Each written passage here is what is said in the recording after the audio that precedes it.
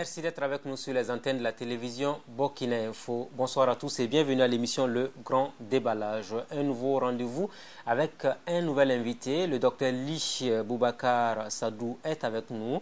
Il est le fondateur de l'école de la sagesse depuis la ville de Dori. Docteur, bonsoir à vous. Bonsoir. Merci d'avoir accepté l'invitation de la télévision Burkina Info. Comment va le fondateur de l'école de la sagesse sur Dune? Ça va, ouais. Je me sens bien dans la mesure où je peux exercer ce que j'ai en tête, ce que je projette, ça va bien. Alors, est-ce que vous pouvez aller très bien avec toutes ces ambiances d'insécurité dans la région Sahel du Burkina Faso, une région dans laquelle vous vivez actuellement? Vous savez, la nature est bizarre. L'insécurité extérieure ne crée des effets que s'il y a une insécurité interne. Si dans son intérieur, on n'est pas déstabilisé, on est en sécurité, l'insécurité extérieure n'a aucun effet sur soi. Il n'a aucune prise. Malgré les conséquences Quel que soit, néfastes. même s'il y a l'enfer tout autour, vous ne serez pas touché. C'est un problème interne d'abord. Tout est polarisation. Si vous n'avez pas quelque chose en vous, cette même chose à l'extérieur n'aura aucun effet sur vous. Donc, c'est plutôt par là qu'il faut peut-être aborder ou préparer les gens. Et quand on regarde toute l'insécurité, avec des morts d'hommes et tout ça, oui, mais ça ne se produit que parce que... Vous n'expliquez pas des effets que peut-être beaucoup de Burkinabés ne comprennent pas. Non, non, non. Si tout le monde était sûr de soi, ceux qui viennent tuer les autres ne viendraient pas. L'énergie qu'ils développent, l'énergie qu'ils émettent est suffisante pour empêcher tout passage de gens qui viendraient les tuer. Ça, c'est même des lois physiques, même si on ne comprend pas ce langage. C'est parce que les gens sont très instables, ils ne se sentent pas en sécurité du fait de leur propre agissement. Vous voyez bien les détournements, les corruptions, les incivismes, ça ne peut pas laisser leurs auteurs en sécurité. Ils ne se sentent pas en sécurité. Et donc, forcément, il y a une atmosphère, une ambiance, une énergie d'insécurité due à l'insécurité interne. Lorsque cette énergie est sûre au niveau des gens, ça crée un champ magnétique d'énergie qui empêche toute arrivée nocive. C'est de la pure physique. Il n'y a aucun mystère dedans. Est-ce que cette explication tient pour des populations qui n'ont pas toutes ces capacités de détournement, de corruption que vous abordez tout à l'heure? Vous en connaissez actuellement au Burkina des populations qui sont à l'écart de la corruption? Moi, je n'en connais pas. Vous parlez même des populations de Kourfayel, de Nassoumbou et autres? Je connais très bien d'ailleurs pour avoir travaillé là-bas. Mais ils sont corrompus ou en tout cas en mal gouvernance autant qu'au centre ou ailleurs. C'est ce qui explique la résurgence du terrorisme dans cette partie du Burkina? Mais bien sûr, nous avons... Écoutez, on dit que la maladie n'attaque que le faible. Si quelqu'un est fort, la maladie n'a aucun pouvoir sur lui. C'est la même loi. C'est la même loi. Donc c'est ça qui explique l'arrivée du terrorisme et ses dégâts. Alors la question de la radicalisation des jeunes, est-ce une réalité sur le terrain, selon vous? Bon, je ne pense pas qu'il y ait une radicalisation. Il y a simplement une opportunité que des jeunes prennent. Ils n'ont pas ce pouvoir, cette force de pensée, de réflexion, au point d'entrer dans ce qu'on appelle une logique de radicalisation. Mais ils sont là, ils n'ont rien à faire, ils ne peuvent rien, ils se sentent impuissants. La première proposition qui leur est faite, ils y entrent et ils y entrent franchement. La radicalisation n'est simplement qu'une conviction des jeunes à opérer de telle façon, dans tel endroit, à tel moment. C'est tout. Est-ce que là, c'est une autre forme de corruption basée sur la misérabilité de ces jeunes? Bon, ce n'est pas de la corruption, c'est de l'achat. Simplement, on achète les gens. On achète leur volonté, leur détermination. Ils ne sont pas corrompus. Parce que c'est pas parce qu'ils ont fait un travail avant et pour lequel, où ils avaient une dette vis-à-vis de quelqu'un ou de ceci, qu'ils y entrent. Non, non, non. Ils sont libres.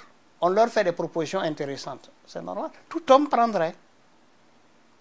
Il se trouve que c'est quelques-uns qui prennent, mais on peut très bien prendre des gros morceaux si on grossit la proposition. Est-ce que vous êtes surpris, vous, aujourd'hui, de tout ce que le Sahel burkinabé vit actuellement, comme terrorisme, banditisme armé et tout ça? Non, non, non. De toute façon, c'est une région libre, d'abord. Mais même traditionnellement, cette région avait toujours été l'objet d'attaques, de razzias vis-à-vis des populations du Nord, les populations touareg, entre autres. C'est historique, c'est des siècles que ça dure. Donc, cette pratique, d'ailleurs, est actuellement opérationnelle. Ces gens profitent de l'arrivée des djihadistes pour aussi entrer dans le jeu, réentrer dans le jeu sous une forme plus franche, plus nette. Mais c'est une pratique au Sahel parce que ça a toujours été une zone délaissée. Délaissée sur la question des investissements et tout ça. Exactement, exactement. Pas forcément de la présence des autorités ou de ceci, mais sur la présence de... Ils n'ont pas des actions économiques qui les tiennent. Ils ont des actions économiques aléatoires. L'agriculture, l'élevage, c'est très aléatoire. Rien n'est venu renforcer même ces deux activités, a fortiori en ajouter d'autres. Donc c'était une région délaissée. Il y a très longtemps, presque 30 ans, je disais que le Sahel est une zone maltraitée en 2 mots et maltraitée en 1 mot. Concrètement? Et vous n'allez pas me faire dire certaines choses quand même. Mais si, vous allez les dire. Non, je ne vais pas les dire. On doit comprendre ce que je dis là, simplement. Maltraité en 1 mot et maltraité en 2 mots. Voilà. Il va falloir que vous expliquiez Elle est maltraitée parce que elle est mal entretenue, on ne l'occupe pas les gens. Elle est maltraitée parce que ceux qui vont là-bas font des exactions extrêmes. Extrêmes. Ça ne se passe nulle part au Burkina. Ce que certaines structures étatiques se permettent au Sahel ne peuvent même pas l'imaginer ailleurs. Comme quoi, par exemple, vous reprochez quoi, par exemple, à certaines structures étatiques aujourd'hui? Bon, en termes de comportement déviant éventuellement. On ne fait que... comment on appelle ce mot-là? On ne fait que prendre, comme on veut, sachant très bien que les gens n'ont aucun recours. Voilà. Qui prend quoi avec qui? Ceux qui sont institutionnellement du côté de la force prennent à ceux qui institutionnellement ne sont pas forts, à savoir les paysans, les éleveurs, les agriculteurs. Voilà. Et dans une moindre mesure aussi les commerçants. Est-ce que vous voulez dire aujourd'hui qu'il y a eu un travail qui a débouché finalement sur la résurgence du terrorisme? Non, il n'y a pas eu un travail. Il y a eu simplement une absence. Il y a un manque. Il n'y a rien qui tenait les gens.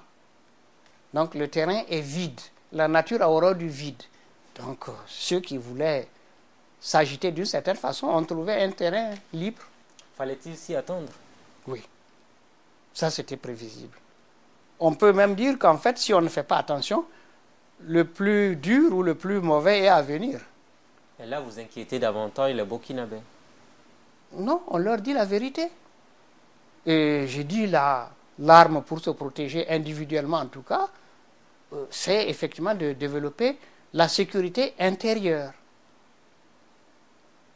Un village où le chef de village réussit à installer la sécurité intérieure dans les villageois, mais aucune autre force au monde ne peut venir entrer et faire des dégâts. Mais que devient la force publique en ce moment?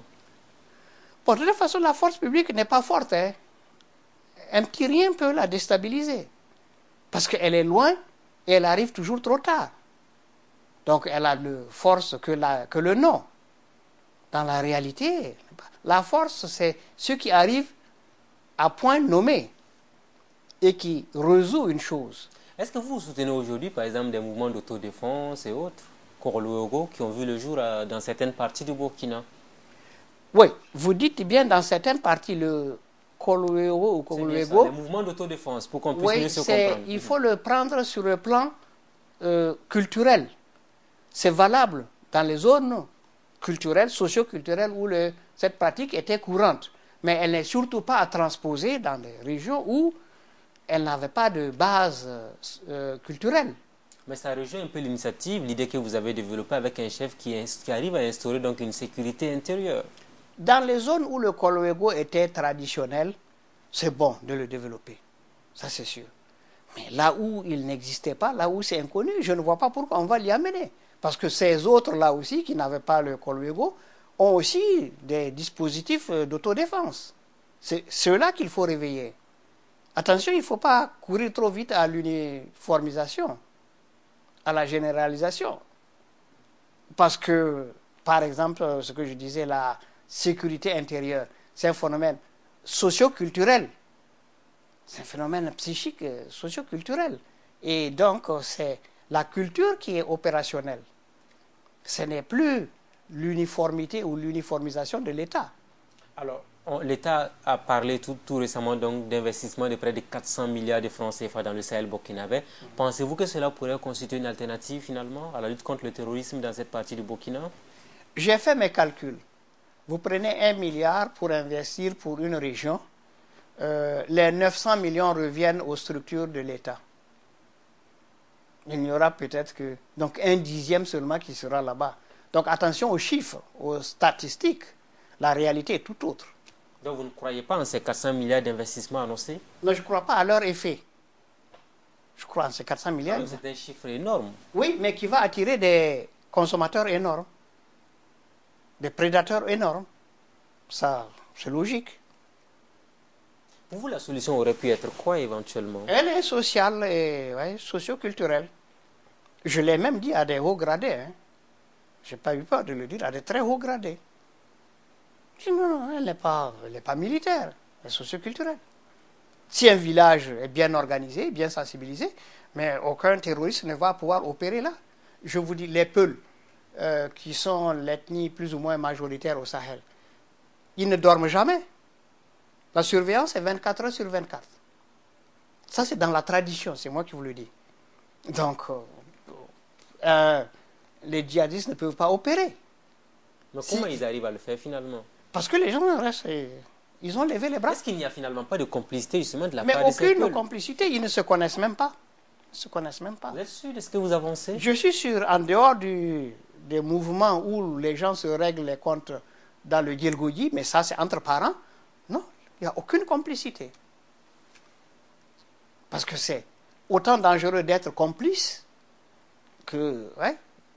D'être acteur. Ah ouais. Certains vous disent clairement qu'il y a des jeunes de Djibo ou de ces localités qui font partie de ces djihadistes aujourd'hui. Ce sont des fils Ce ne sont de pas la des localité. djihadistes, c'est un groupe où les gens se règlent les comptes entre eux. Donc ce ne sont pas des djihadistes. Ce ne sont pas des djihadistes. Je suis désolé. Les djihadistes, c'est autre chose. C'est une autre force et d'autres intervenants. Maintenant, ça arrange ceci d'être classé dans les djihadistes parce que ça terrorise plus. Avons-nous plutôt affaire à des bandits armés? Il y a des groupes aussi. Il y a les trois groupes.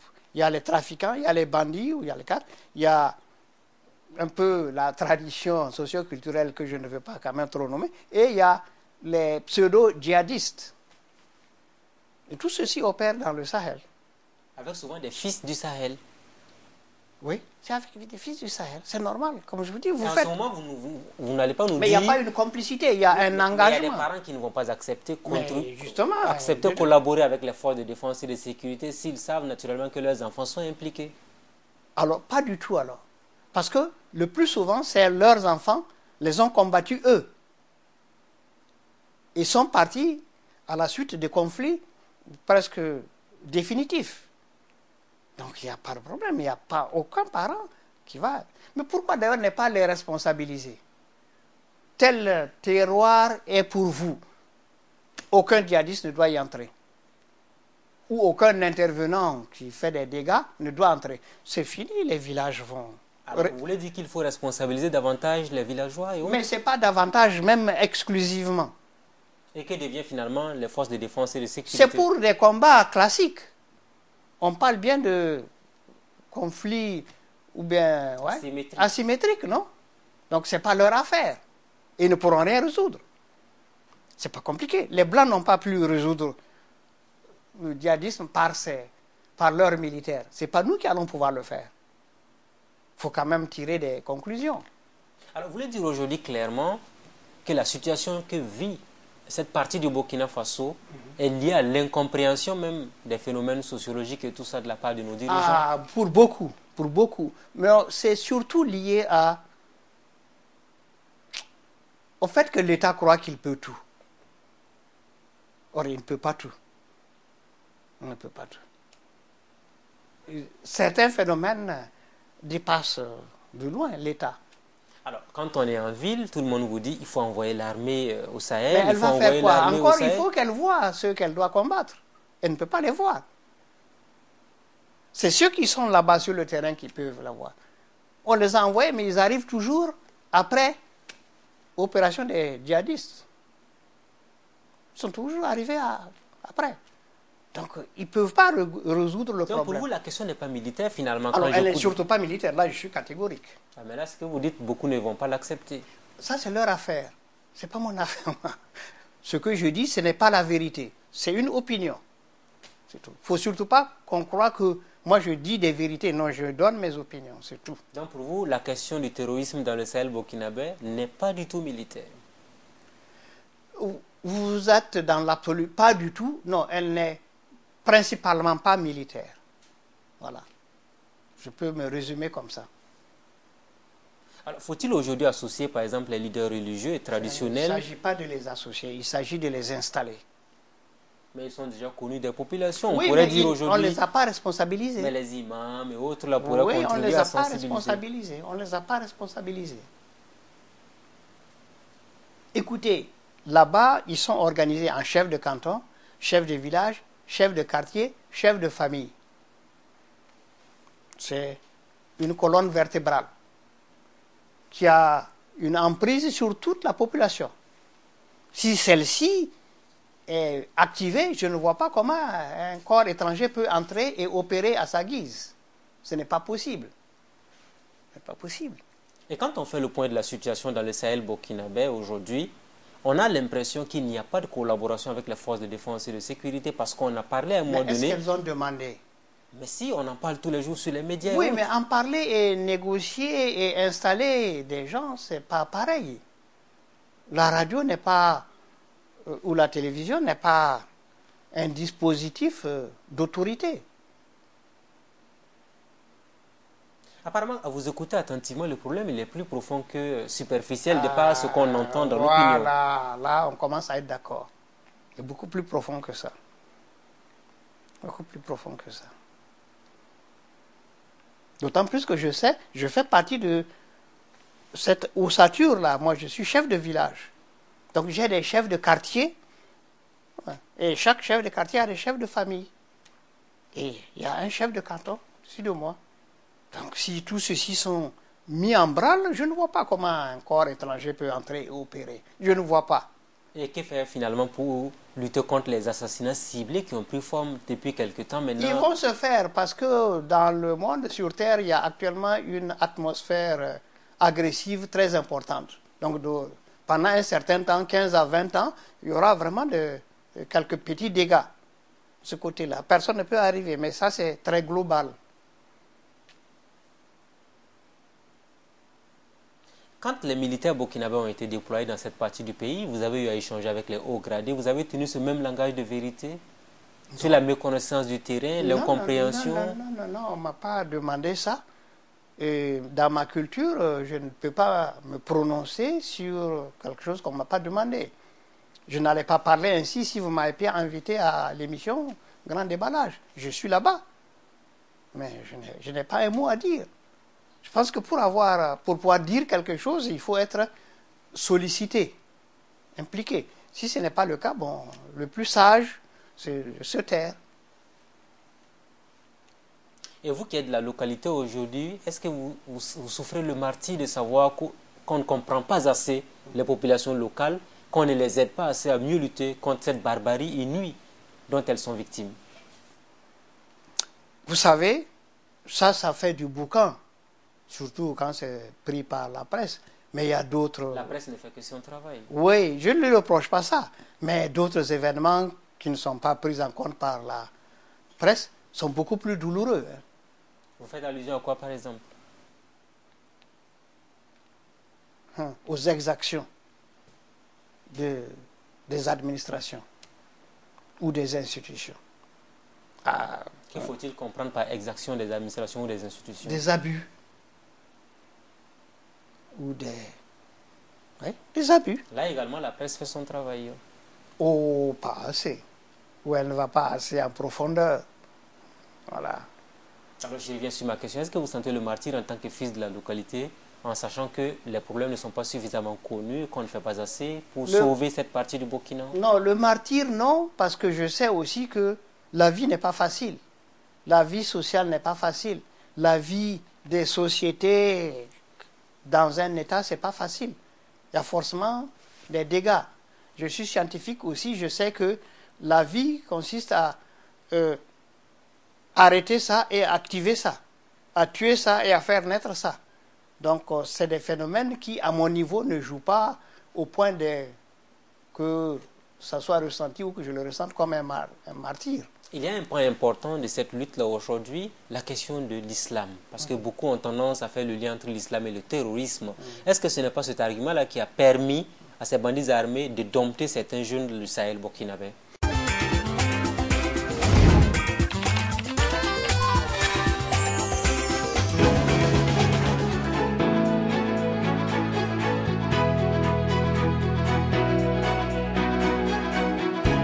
Quoi que vous fassiez,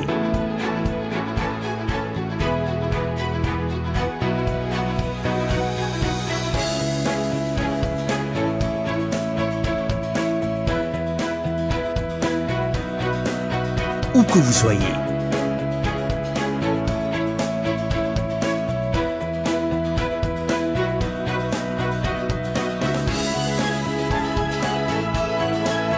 l'application EcoBank Masterpass QR vous suit partout et à tout instant.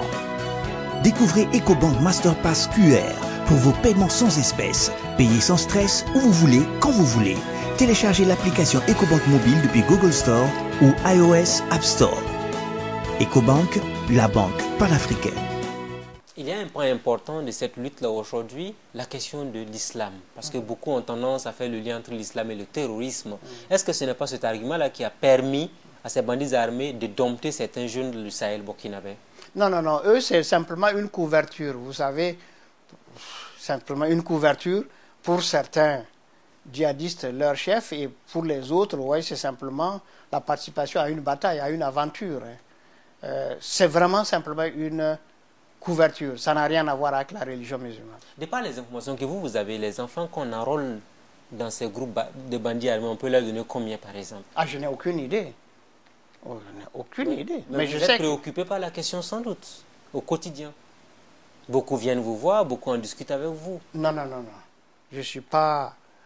Vous l'esquivez avec subtilité cette question avec d'autres personnes dans les débats publics? Non, non, je n'esquive rien. Quoique l'esquive est une des toutes premières qualités dans la culture peul. Mais moi, je n'esquive rien. Si je dis quelque chose, c'est vraiment ça que je pense. Et c'est ça que je connais. Donc, je n'esquive rien. Donc, l'aspect islam, c'est finalement donc une couverture qui est abusivement utilisée. Exactement, exactement. Vous avez bien résumé. C'est ça. On aurait pu associer les leaders religieux dans les prêches, dans les mosquées, pour dire à ces jeunes-là de ne pas se laisser avoir par ces personnes-là. Non. C'est pas par là qu'il faut passer, c'est sûr. Il faut occuper ceux qui vont entrer dans les mouvements, dans les activités du djihadisme. Alors, vous êtes du Sahel burkinabé, on sait que l'éducation n'a pas un taux très élevé donc, dans cette partie du Burkina Faso. Avec les écoles primaires qui ont été attaquées, faut-il davantage s'inquiéter de l'avenir des enfants burkinabés qui sont dans cette partie du pays? Vous savez, nous les Peuls, nous ne considérons pas que l'école occidentale que nous utilisons est un salut. Hein? Non, non, non, plutôt un égarement. Mais ce n'est pas une affaire de Peuls, c'est une affaire de nation. Oui, mais c'est pour vous dire, le Sahel est principalement dominé par la culture peul. Et dans la culture peul, ce n'est vraiment pas un salut. C'est un égarement. Jusqu'à aujourd'hui. Parce que même ceux qui ont été très loin dans ça n'arrivent pas à montrer quelque chose qui intéresse les populations. Vous faites partie des rares personnes finalement à avoir franchi toutes les étapes jusqu'à être docteur. Ce n'est pas gagné. Ça veut dire que vous aussi, vous avez été confronté aux adversités de la nature jusqu'à obtenir... Pendant 10 ans, mes parents ont tout proposé aux enseignants, aux instituteurs, pour qu'ils me renvoient. Ça ne marchait pas. Ce n'est que quand ils ont appris que si, après avoir eu le BPC, si je sortais pour enseigner, je pourrais avoir 50 000 francs par mois, qu'ils ont dit, ah bon, ça peut être intéressant, donc on arrête maintenant la recherche pour le renvoyer. Mais aujourd'hui encore, les parents au Sahel veulent soustraire leurs enfants à l'école. Donc, actuellement, le fait d'attaquer les écoles, ça n'ébranle pas les populations du Sahel? Les populations, non. Ça, c'est le dispositif étatique qui est ébranlé, mais les populations, non, pas du tout. Vous savez, ceux qui ont été loin à l'école n'ont rien apporté de nouveau ou n'ont rien résolu au Sahel. Vous pensez que je suis docteur maintenant, il y en a des quantités de hauts d'universitaires au Sahel. Mais ils n'ont rien résolu et ils ne pourront pas résoudre quelque chose. Est-ce que pour les populations locales, l'élite du Sahel a échoué finalement? Non, ils ne le voient pas comme ça. Ils voient que c'est des gens qui ont été, comme on dit, récupérés par d'autres, c'est tout. Revenez sur l'explication que vous avez donnée sur la perception que les populations du Sahel ont de l'école traditionnelle, l'école publique. C'est suffisamment grave quand même parce qu'on est dans une dynamique où le Burkina risque de perdre gros avec ses enfants qui se retrouvent à être désintéressés par leurs propres parents face à l'éducation. Non, c'est pas... Vous savez, le Sahel, c'est quand même un peu, d'un point de vue population, un peu négligeable par rapport au Burkina. Mais ce sont des enfants burkinabés. Oui, oui, mais l'égarement ou l'absence de ceci ne va pas tellement modifier la politique du gouvernement ou du pays. C'est bien ça, d'ailleurs, la réalité. Ça n'ébranlera pas le Burkina, le Sahel, l'absence du Sahel. Donc, il faut davantage craindre le pire parce que déjà, les écoles n'étaient pas attaquées, mais beaucoup d'enfants ne partaient pas déjà dans les classes. Maintenant que c'est attaqué, c'est le pire. Oui, le pire, c'est pour qui? Le pire pour ceux qui ont... pour ceux pour lesquels l'école est un salut. L'école telle qu'elle se pratique est un salut ou un moyen de sauvetage, d'évolution. Ce n'est pas ça qu'il y a dans la tête des Sahéliens. Pas du tout. Aller ou ne pas y aller, pour eux, ce n'est pas un problème. Ça ne change rien. Plutôt, ça abîme un peu. Plutôt, ça abîme. Parce que, vous savez, ceux qui ont été à l'école n'ont montré aucune supériorité morale, aucune supériorité humaine. Ils ont joué simplement sur, peut-être maintenant, des meilleures conditions matérielles de vie. La plupart du temps, égoïstement. Beaucoup aussi sont entrés dans une logique de corruption inimaginable. Parce qu'il y a beaucoup qui ont été à l'école et qui n'ont pas été loin, qui sont vraiment en plein dans la corruption. Vous savez, au Sahel, une affaire se gère par des négociations invraisemblables. Lesquelles, par exemple? Une affaire en justice, mais elle fait intervenir des laboratoires dans le village ou dans la ville. C'est arrangé d'abord en ville avant d'aller en justice. Ça veut dire que chez vous, la corruption est un fait banal? Dans certaines localités, oui. Parce qu'on vous dit, dans le Sahel, on préfère payer de l'argent que de voir humilier son fils qui se retrouve dans un commissariat ou dans une maison d'arrêt. L'humiliation est inacceptable. Tout ce qu'on a doit servir à éviter l'humiliation. Quel que soit ce que cela va coûter. Voilà, ça c'est la culture, si vous voulez, peul ou sahélienne. L'humiliation est inacceptable. Aucune raison au monde ne doit amener à humilier quelqu'un. Rien. Et ça, il faut le prendre en compte. Parce que ce n'est pas dans 100 ans qu'on va modifier ça dans la tête des Sahéliens. Donc, ils mettront le paquet. Alors, l'État doit-il laisser tomber peut-être cet aspect de l'éducation là? L'État doit se modifier. Au profit des populations du Sahel? De toute façon, ça doit être au profit des populations. Maintenant, il faut se modifier en faisant quoi concrètement? Vous savez, l'État pense pour tout le monde et dit de faire. Peut-être il peut inverser. Il peut dire pensez et nous allons vous aider à réaliser. Mais l'État uniformise tout. Et on n'a qu'à essayer au Sahel, pensez votre école, pensez votre dispositif sanitaire, pensez votre législation judiciaire et on va vous aider. Vous verrez. Créer un État dans un État? Mais il n'y a que ça de toute façon. Toute famille est un État. L'État ne peut pas aller jusqu'aux familles pour, par exemple, faire la justice dans la famille. Tous les jours, il y a des actes, des opérations de justice dans les familles. Et alors, l'État n'y est pas. Donc, il n'y a que des justices ou des États dans l'État. Attention, vous les fonctionnaires ou vous les salariés de l'administration, vous croyez que vous avez beaucoup de pouvoir, tous les pouvoirs? Non. Revenez simplement à la famille, c'est un État. Alors, donc il faut savoir entrer dans ces États-là d'une façon où on ne perturbe pas les choses, alors, où on n'écrase pas les choses. Vous avez dit que l'État doit se modifier. Oui. Pourquoi ne pas demander aux populations du Sahel de penser leur école, quitte à ce que l'État les aide à le matérialiser ou à la matérialiser, l'éducation? Est-ce que l'école coranique pourrait être une alternative, les écoles franco-arabes? Non, je ne crois pas que ce soit l'alternative, pas du tout. Mais je dois vous dire que notre État est la continuation, a fait suite à un État de colonisation qui a créé dans les populations la mentalité d'impuissance sur l'administration, l'absolu seigneur. Et c'est ça, et surtout qui ne permettait pas de penser. Il fallait simplement exécuter. L'État nouveau qui est venu n'a pas inversé les choses. Elle n'a pas dit nous sommes indépendants maintenant, pensez et on va vous servir. Elle n'a pas modifié les choses. Donc au niveau des populations, ça n'a pas changé. C'est toujours la même logique, la même démarche où le sommet s'impose à la base. Vous savez, je vais vous raconter une affaire. Tout le monde croit que dans l'organisme humain, le plus important, c'est le cerveau. Mais pas du tout. Mais il faut penser avant de développer certaines activités. Oui, penser, mais la pensée n'est pas plus forte que la volonté. Et la volonté ne sort pas du cerveau. Elle sort des poumons. Elle est plus importante que la pensée ou la tête. Toute la tête, ce n'est qu'un système d'information. Mais les vraies décisions sont ailleurs. Voilà. Et donc, il faut que l'État peut-être réfléchisse à ça. Il doit être un organe d'information de tout le monde. Parce que tout le monde a un potentiel. Que ce soit au niveau de l'individu, au niveau de la famille, du quartier, du village, de la commune, ou tout ce que vous voulez, tout a un potentiel. C'est ce potentiel qui est la base, le point de départ. Il faut le considérer comme un porte-greffe.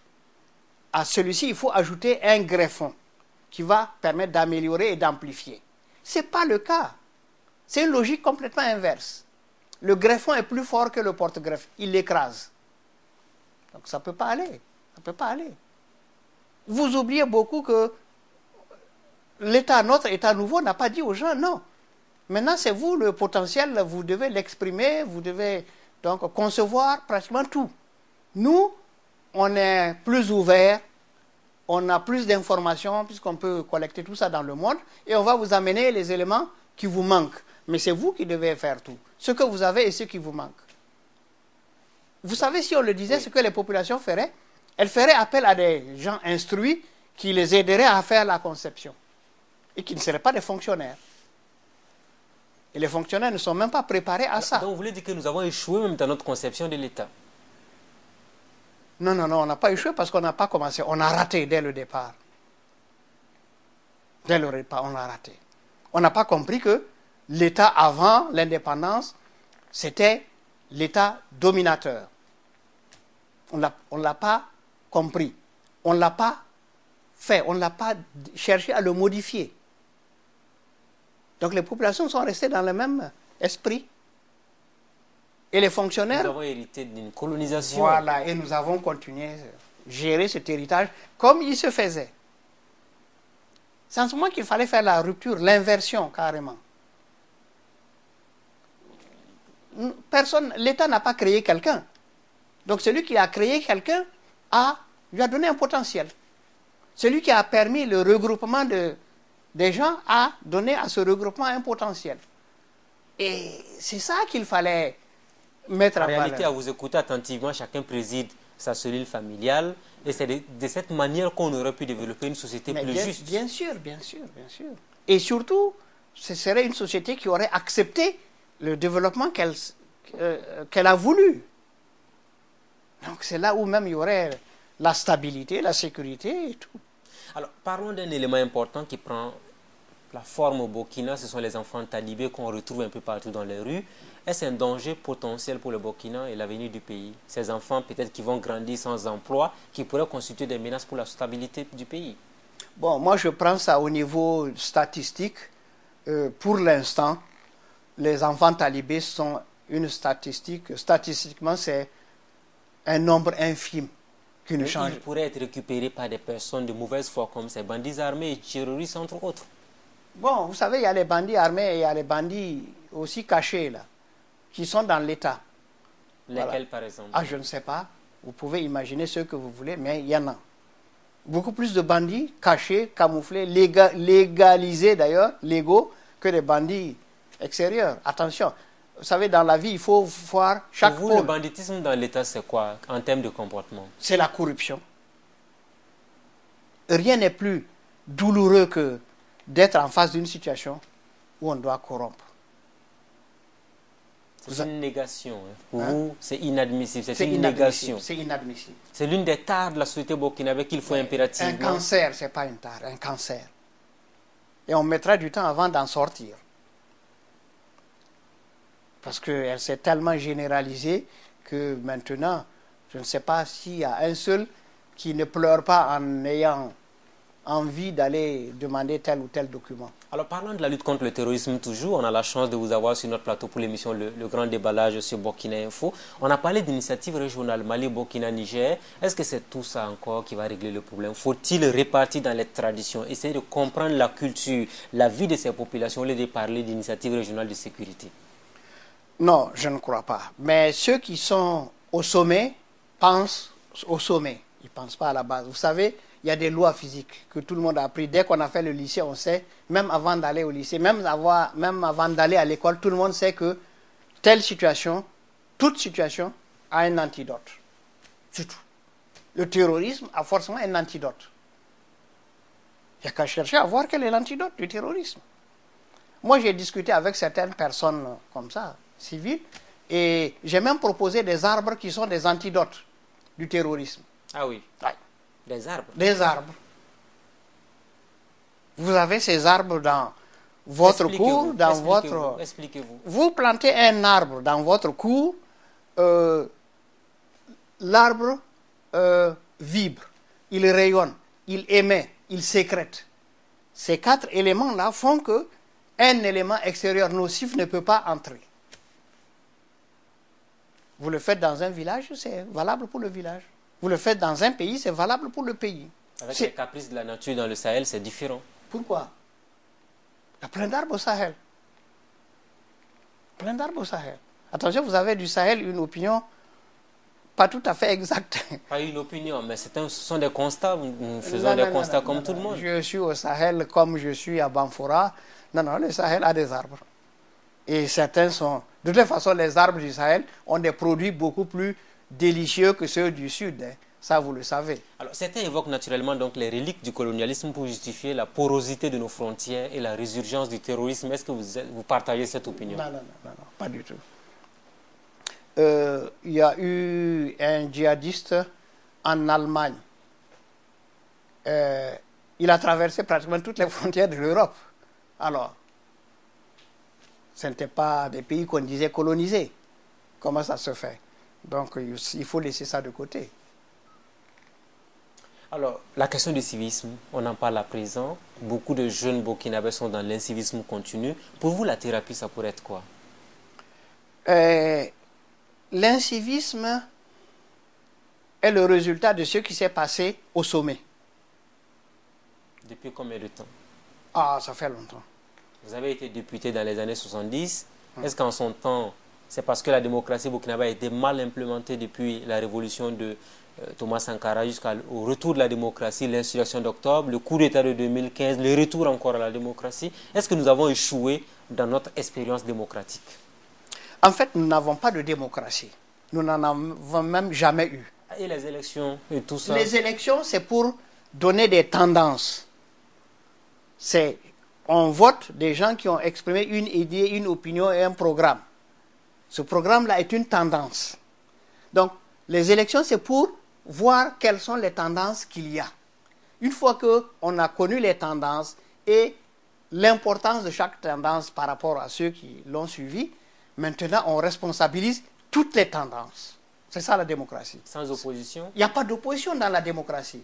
Ah, vous étonnez avec plus d'un titre avec cette explication. Ah ben oui, je suis prêt à la défendre même aux Nations Unies. La démocratie, c'est le pouvoir du peuple, pour tout le peuple, par tout le peuple. Il n'y a pas d'exclusion. Dès lors qu'il y a exclusion, il n'y a plus de démocratie. Donc ce que nous faisons, c'est vraiment l'opposé même de la démocratie. C'est tout le monde. Les votes, c'est pour manifester des tendances. Une fois tendance manifestée, à proportion de chaque tendance, on doit maintenant responsabiliser. C'est sûr que l'opposition ne partagera pas du tout votre opinion sur le sujet. Parce qu'eux, ils disent que la démocratie, c'est l'opposition, c'est la société civile, c'est la majorité. Mais ils n'ont rien compris. Il faut aller leur dire ça.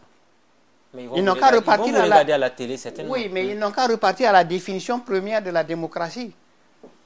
C'est Platon, entre autres, qui a dit ça. Mais il a bien dit, pour le peuple, pour tout le peuple, par tout le peuple. Donc pour vous, après l'élection, tout le monde doit se réunir, travailler ensemble? Mais bien sûr. Pourquoi exclure certains? Puisqu'ils ont dit que... Mais si certains se font de l'auto-exclusion, qu'est-ce qu'on en fait? De toute façon, celui qui exclut a déclenché la guerre. Parce qu'aucun être vivant, je dépasse les humains, les animaux, les végétaux, tout, aucun être vivant n'accepte d'être exclu. Donc l'exclusion de ce qui appartient à tout le monde est une déclaration de guerre. Mais on parle de déclaration de guerre sur des idées ici. La précision, elle est importante. C'est le choc des idées, ce n'est pas une guerre ouverte comme si c'était une guerre... Mais quand le choc des idées est terminé et que certains ne participent plus maintenant à la réalisation de ces idées, qu'est-ce que c'est? C'est de l'exclusion. Or, c'est ça qui se fait. Donc, nous n'avons jamais eu de démocratie. Pas plus que les Américains, les Indiens et les autres aussi. Hein. Je suis désolé. Donc, l'humanité a mal compris finalement ce qu'est la démocratie. Voilà, vous avez bien terminé ça. Ça, c'est ça. C'est exactement ça. Alors, est-ce que c'est l'échec de la démocratisation du Burkina qui a causé finalement l'incivisme? Non, non, non. À un moment donné, ceux qui dirigeaient le Burkina ont dit « Faites ce que vous voulez, mais ne touchez pas à ce que je gère. » L'incivisme est né de là. Je le dis parce que l'un des tout proches de ceux qui ont dit ça me l'a dit. Faites ce que vous voulez, mais ne touchez pas à ce que je gère. Vous faites allusion à qui? À personne. Mais vous avez dit qu'on vous l'a dit. Quelqu'un me l'a dit. Et qui est ce quelqu'un? C'est un bobo. Et comment il s'appelle? Non. Son nom. Vous pouvez le dire, ça ne fait rien. Ça vous fait rien à vous, mais moi, ça me fait quelque chose. Donc, je ne dis pas son nom. Donc, vous voulez dire que l'incivisme a été suscité par des dirigeants de ce pays? Suscité, c'est un petit mot même. Hein. C'est presque organisé. Avant l'insurrection d'octobre 2014, avant le coup d'État de 2015, ou c'était à quelle période? En tout cas, dans l'histoire du Burkina. Vous ne voulez pas définir une période déterminée? Je ne veux pas définir une période définie. Mais la solution contre l'incivisme, finalement, c'est quoi? Est-ce qu'il faut commencer par la cellule familiale, par l'éducation des enfants, et ainsi de suite? Vous savez, en fait, nous vivons une situation très grave.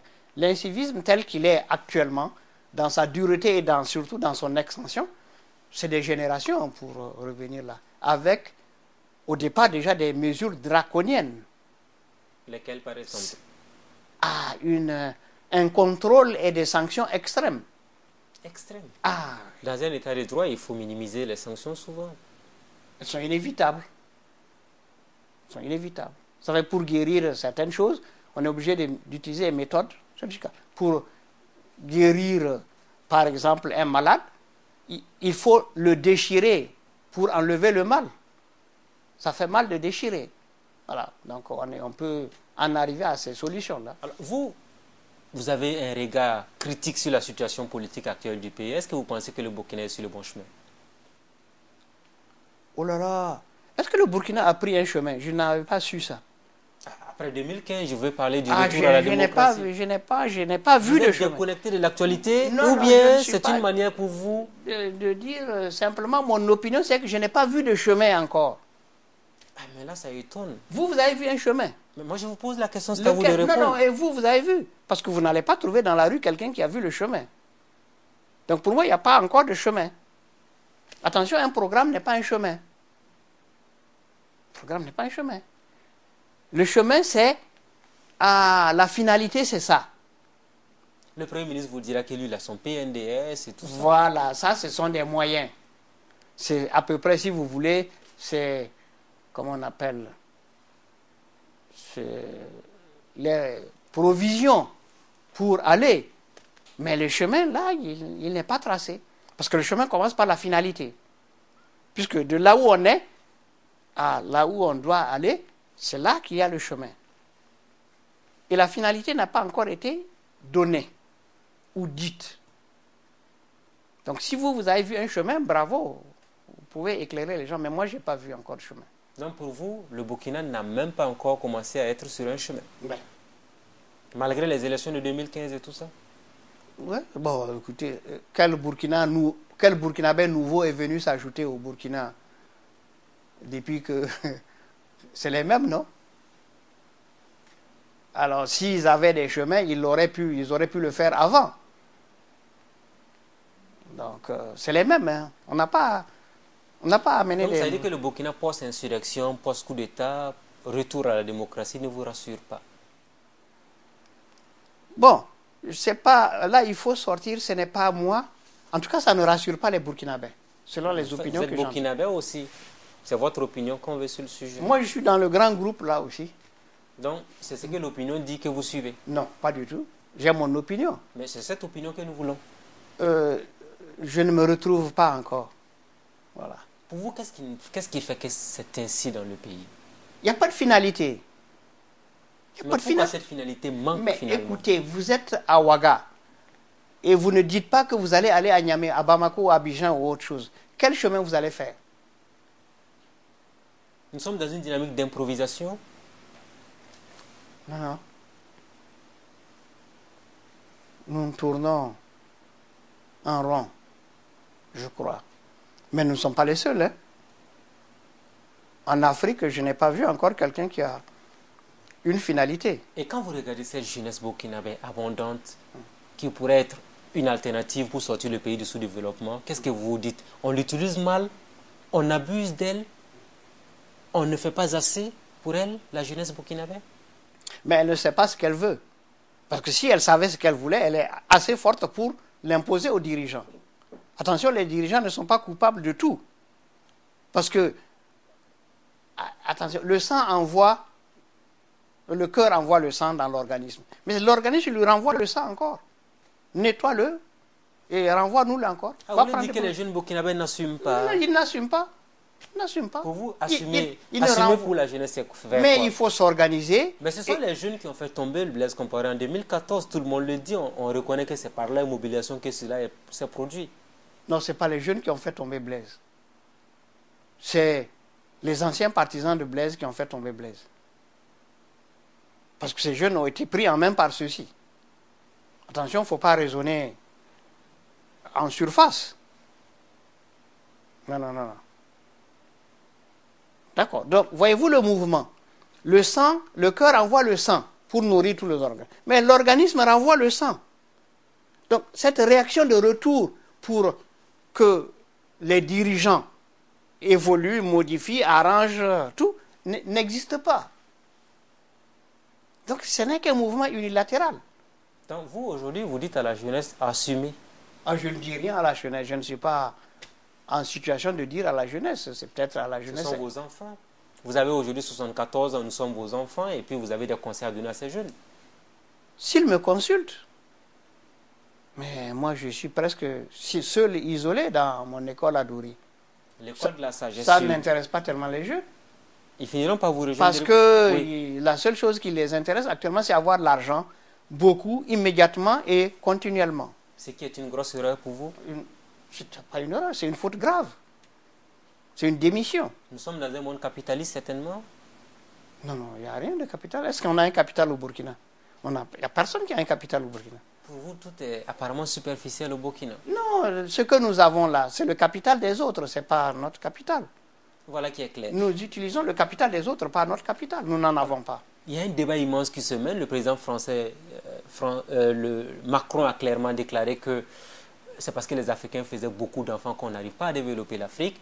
Les parlementaires de la CEDEAO se sont réunis. Ils ont clairement parlé de perspective avec 3 enfants tout au plus par femme. Est-ce que vous approuvez cette proposition-là? Bon, je trouve que d'abord le sujet est très mal abordé. Parce que ce n'est pas la quantité d'enfants qui est le problème. Moindre ou excessif, ce n'est pas ça le problème. C'est la qualité des enfants. Comment peut-on définir la qualité d'un enfant? C'est la femme qui a ce pouvoir. La femme a le pouvoir d'imaginer l'enfant qu'elle veut, un enfant merveilleux, d'imaginer son parcours dans la vie, jusqu'à en faire un cliché dans sa tête et demander à l'univers, je veux dire au Créateur, de lui donner cet enfant-là qu'elle a imaginé et qu'elle fasse cette demande jusqu'à ce que ça s'imprime dans son subconscient. Donc il y a un travail de conscience d'abord, intellectuel ou spirituel, puis maintenant qu'on met en route jusqu'à ce que ça maintenant descende dans le subconscient. Une fois que la demande est entrée, ou le cliché est entré dans le subconscient de la femme, ça se manifeste par de la sueur ou des vibrations ou des tremblements ou même de déséquilibre. C'est absolument sûr, j'utilise le mot absolu, absolument sûr qu'elle aura cet enfant. Incontestable. Garanti. Donc, c'est aux femmes à déterminer la qualité des enfants qu'elles veulent. Donc la quantité, c'est un faux débat. La quantité, si les gens sont de qualité, mais en grande quantité, c'est encore meilleur. Donc la quantité ne joue même pas. Dans aucun phénomène, la quantité n'a joué. C'est toujours la qualité. Mais on n'a pas... Le débat devrait porter sur la qualité des enfants qui naissent. Ou qu'on laisse naître. On pourrait dire, après cette émission, lui là, il est dans une autre dimension, sans doute. Qui ça, lui là? Docteur Ly, on va dire qu'il est dans une autre dimension. Mais moi, je dis aussi que vous êtes dans un autre monde. Moi aussi, je vous renvoie ça. Parce que c'est des choses élémentaires. Je les trouve élémentaires. Que beaucoup ne comprennent pas. Voilà. Mais si on reçoit quelque chose qu'on ne comprend pas, on a reçu le plus grand bienfait du monde. Parce que ça veut dire que vous avez des recherches à faire, des réflexions à faire pour aussi comprendre. Et merci pour ce conseil à l'endroit de toutes les femmes de Burkina Faso. Je voudrais vous poser une dernière question. Nous sommes pratiquement en fin d'émission. Si vous avez aujourd'hui le président Roch Marc Christian Kaboré en face de vous, il regarde Burkina Info, qu'est-ce que vous avez à lui dire sur la gouvernance actuelle du pays? Et tout phénomène, bon ou mauvais, se bonifie, se corrige par celui qui est à la tête. Le djihadisme, par exemple, si on mettait quelqu'un qui a le pouvoir, de par sa naissance même, sa création, d'éteindre le djihadisme, ça va s'éteindre. Si on trouvait quelqu'un qui a le pouvoir d'éteindre l'incivisme et qu'on le mettait, on lui donnait vraiment ce rôle-là, ça va s'éteindre.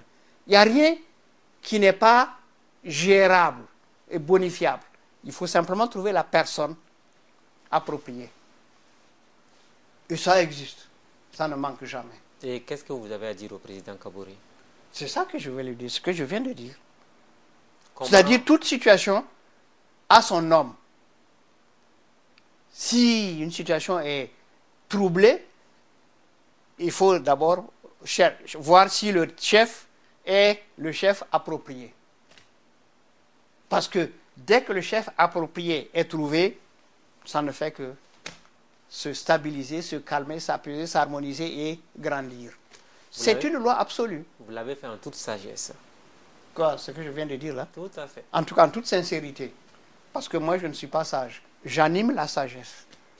Merci bien, merci à vous. On s'arrête là pour aujourd'hui. Merci d'avoir accepté l'invitation de Burkina Info. Merci d'avoir apporté toutes ces précisions, toutes ces contributions utiles à la jeunesse et à l'ensemble des Burkinabés. Merci à vous. On espère vous voir encore un jour. Cette fois-ci à Dori, on pourrait faire le déplacement pour venir à l'école de la sagesse sur Dune pour échanger avec vous et aider les Burkinabés à mieux vous connaître, à mieux comprendre vos pensées et vos idées. Merci bien, Dr Ly. Merci à vous aussi. de m'avoir fait cet honneur. Aux fidèles téléspectateurs de Burkina Info, merci à tous et à toutes de nous avoir suivis. C'était l'émission Le Grand Déballage avec le fondateur de l'école de la sagesse sur Dune à Dori, le docteur Ly. Il a été un grand acteur, il faut le dire, en termes de sensibilisation. On espère que vous avez retenu quelque chose d'essentiel de cette émission. Et très bonne suite de programme à tous et à toutes. Et à très vite sur Burkina Info TV. Bonsoir.